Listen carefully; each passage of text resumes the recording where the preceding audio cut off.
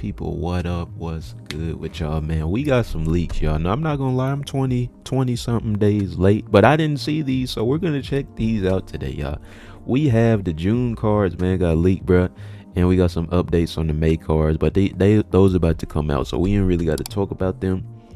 But y'all, we got some exciting new stuff coming to the game, bro. We got spells, incantations, summoning rituals. We got a lot of magical razzle dazzle happening, bro. We got a lot of cards to talk about, man. As y'all can see, bro, we on Marvel Snap Zone with it.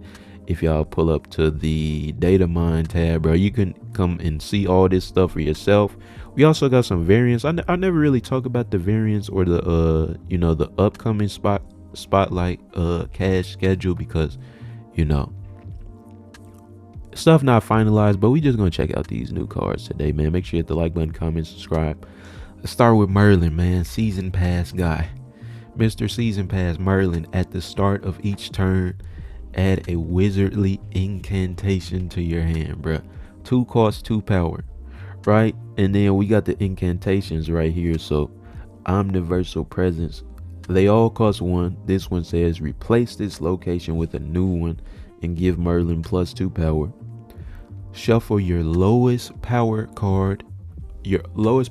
other card here into your deck to get plus 2 energy, and then transform your lowest power card here into one that costs 2 more. Bro seem like he doing a lot. He's doing a lot, y'all. And you're adding 1 to your hand. It says start at each turn. So does that mean you're gonna get 6 throughout the game? Can you potentially get the same one 6 times over and over again, right? Are they gonna cycle through 1 and then you get like 1 of, or basically 2 of each per game? Regardless, y'all, I really like this, bro. I'm glad that they're starting to add, well, they call them incantations right here. We got the summoning ritual that we're going to talk about, and then we have, it's called skills on this dude. So I don't know if those all count as the same thing. Like, if something can be banished, what does that mean it is? But regardless, bro, I like him, man. I instantly think of something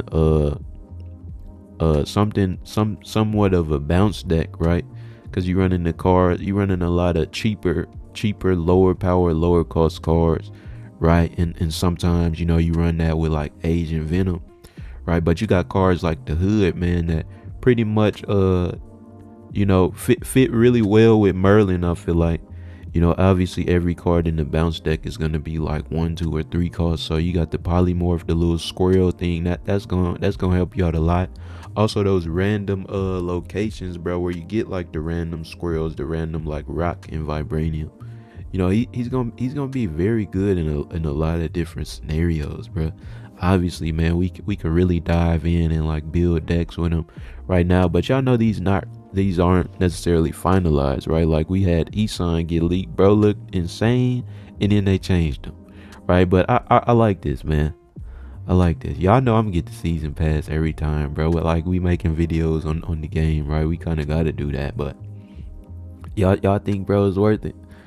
Or y'all good on what's bro name from The Hobbit? I forget it. Up next, man, Jennifer Kale. What is she? I think she's the like the high voltage type card, future limited time event. So either high voltage or whatever game mode. They might have some new game modes by then. But activate, next turn you get plus 1 energy. I'm not gonna lie, bro, I'm not a fan of her. I'm not, man. I feel like, just like, I guess it's cool to delay when you want to get the extra energy, but it's just like, why not just use Psylocke? You know what I'm saying? They're the same cost, they're the same power. You're going to have to spend 2 energy at some point anyways, and a turn 2 Psylocke gets you 4 energy on turn 3, and y'all know cheating out 4 cost cards is like one of the most important things you can do, because of Wiccan, Galactic, Gwenpool, Wong, Mr. Negative. Like, she literally just seems like a worse Psylocke to me right now.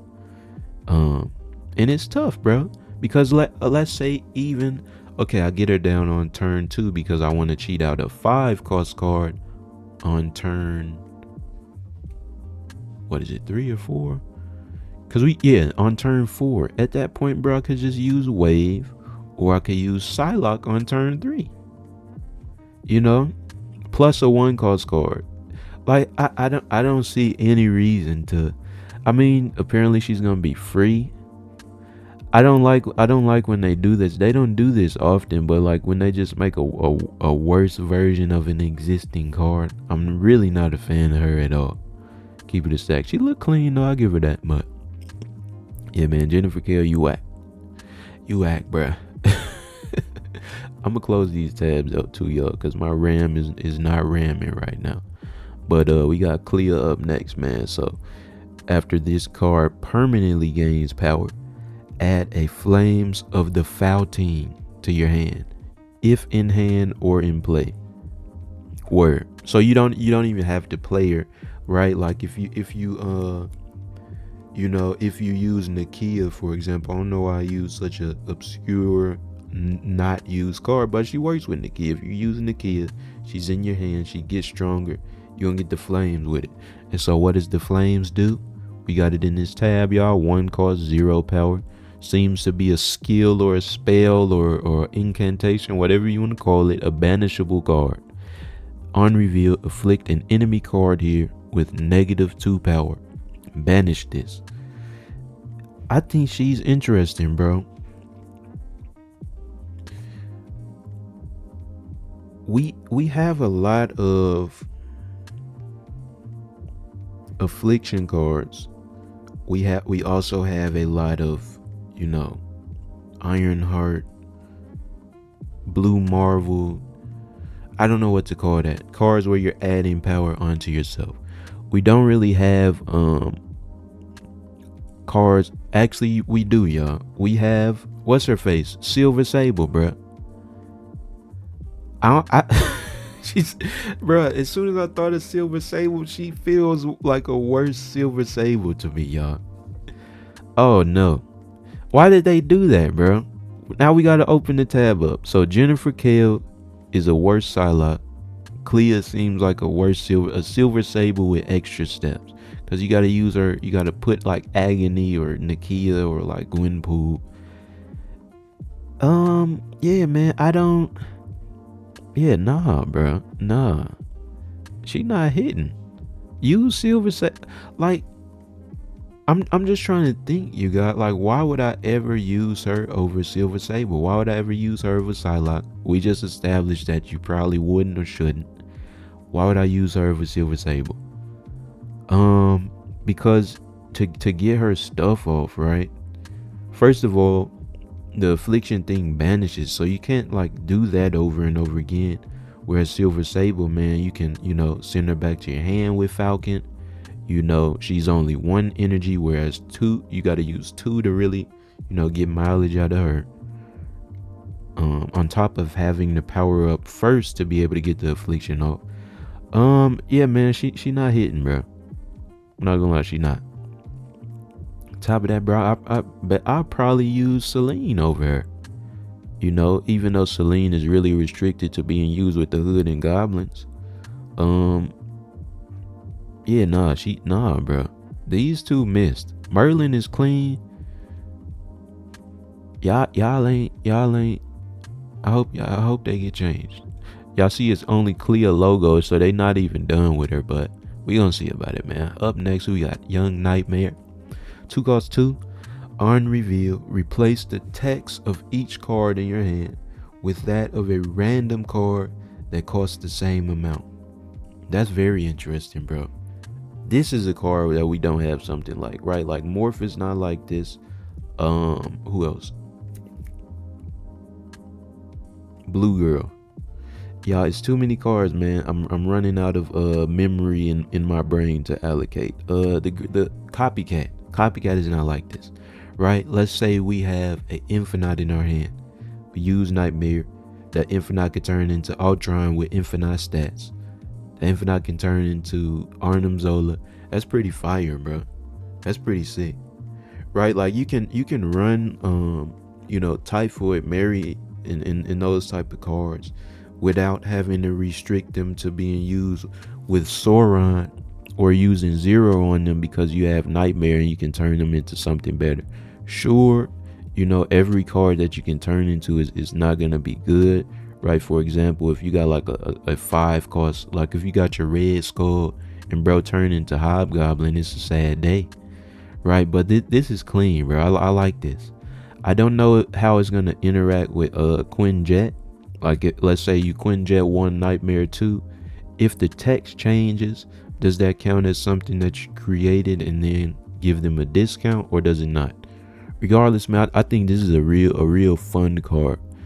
Initially, bro, he doesn't seem like he's gonna be necessarily good or bad, but it just seemed like one of those pixie type cards, man. And I feel like we definitely need a lot more like these random, let's get lucky type of cards in the game, bro. So I'm a fan of Nightmare. So they 2 for 4 right now, bro. These two.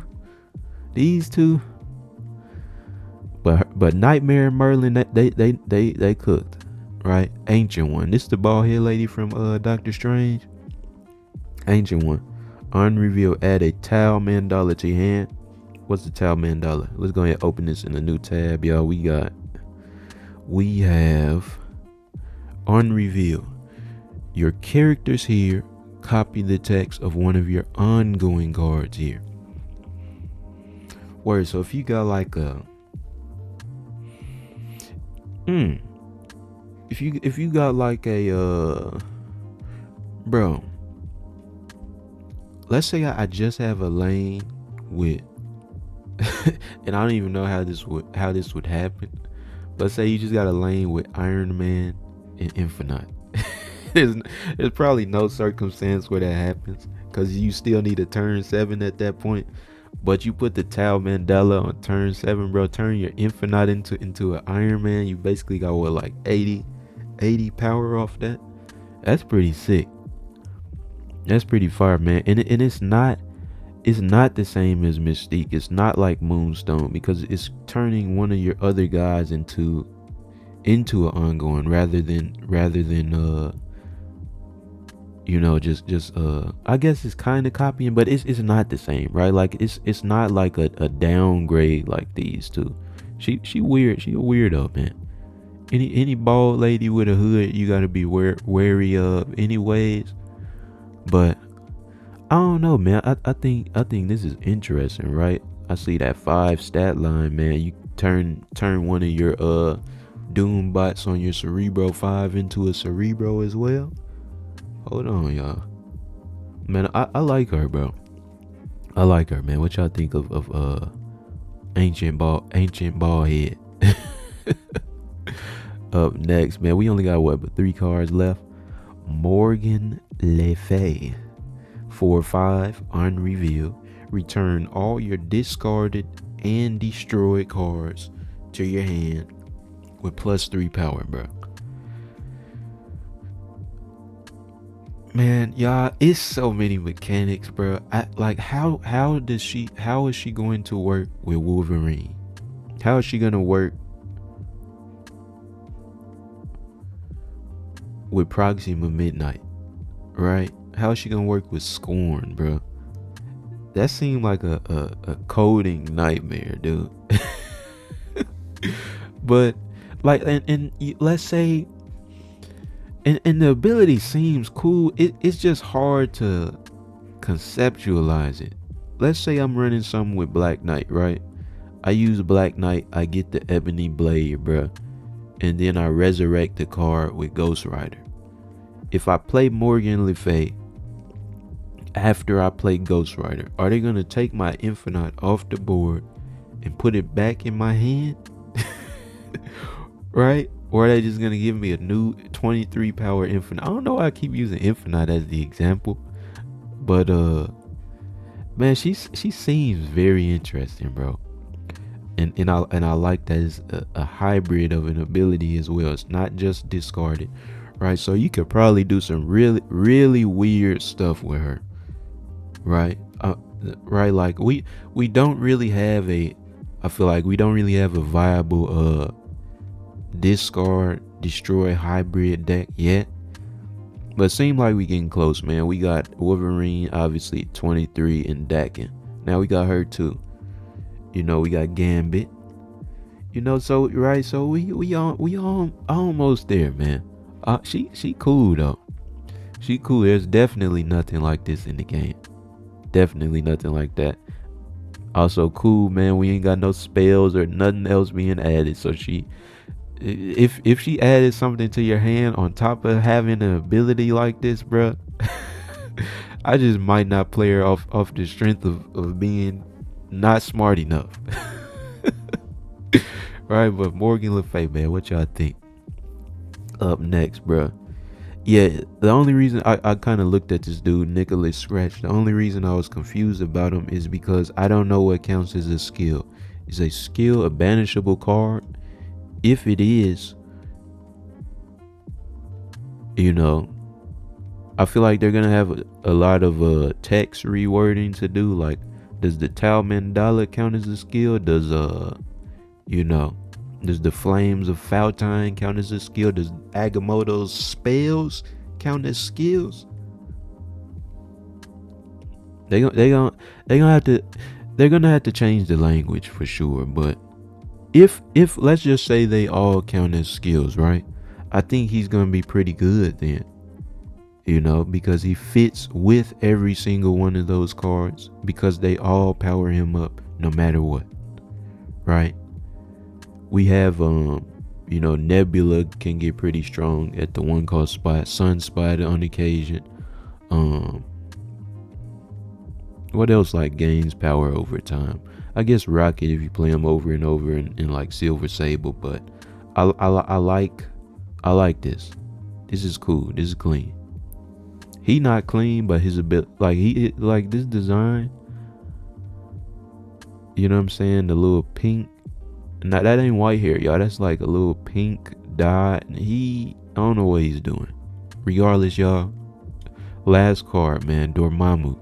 Summoning game start. Begin a summoning ritual, y'all. We got Exodia in the game.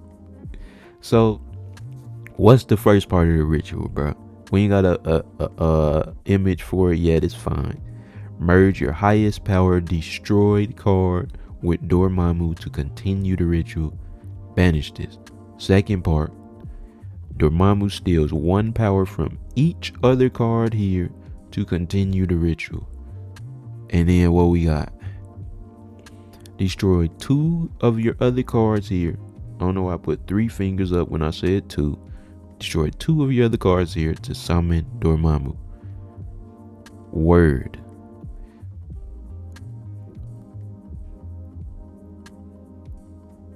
Obviously, he's gonna fit into a non-traditional destroy deck, but he's definitely gonna work with Wolverine and and Nimrod, every Deadpool, all of them, right? I'm not sure if it's worth it to try to summon him though, bro. Like, there's on a very rare occasion where you actually be able to play him. If you build a deck with him, I'm not sure if you can can you pull him, or do you have to summon him with step 3, right? Is he unplayable? Does he not show up in your when you're drawing cards unless you get all 3 steps? If not, I'm not sure if it's worth it to run, right? I feel like the traditional, no Zola death trio would just be better than this. As cool as it is, right? Being able to summon the card is fire. Doing the steps in the ritual, whatever, is sick. It just doesn't seem like the payout is good enough, right? Because you can already get stronger than your opponent with Noah, without having to, destroy your cards and then take everybody's power. Noah be getting super strong very easily. On top of that, if you cheat Noah out early by destroying X23 on turn 5, and then you play Arnim Zola on turn 6. You know what I'm saying? It's it's probably as powerful as Dormammu will get, right? Am I tripping, y'all? I don't know. It just doesn't seem like his payout. Doesn't seem like his payout is good enough. You know what I mean? On top of that, man, step 3 costs 3, right? Step 2 costs 1. It looked like step 1 is free. But yeah, man, like do I want to merge my Wolverine with Dormammu? Probably not. Like I want to continue to destroy my Wolverine. Right? I want to continue to destroy my Nimrod on the off chance I get it out early. You know what I'm saying? But and Noah already basically merges with them without you losing the card because you're adding the power to it. Right? I don't know, man. It's a cool concept. It's leaked, right? No logo for them yet. They might still be working on every single one of these, and they're obviously all subject to change, right? Like we gonna see when they finally make the developers update video, man, and preview them at the end of what's next month, y'all? May, at the end of Cuckoo Bird season. But y'all, I think we got some interesting stuff to look forward to for sure, man. Definitely, bro. I don't know what this is. I think this was some last season stuff, but my brain hurts, y'all. I'm about done looking at these leaks. Like I said, it's on Snap Zone if you want to check it out for yourself. But that was just a little leak video that we always do, man. As always, y'all be sure to like, comment, and subscribe. We're on the road to 4K. Appreciate y'all for watching, and I'll see y'all next time. Yeah.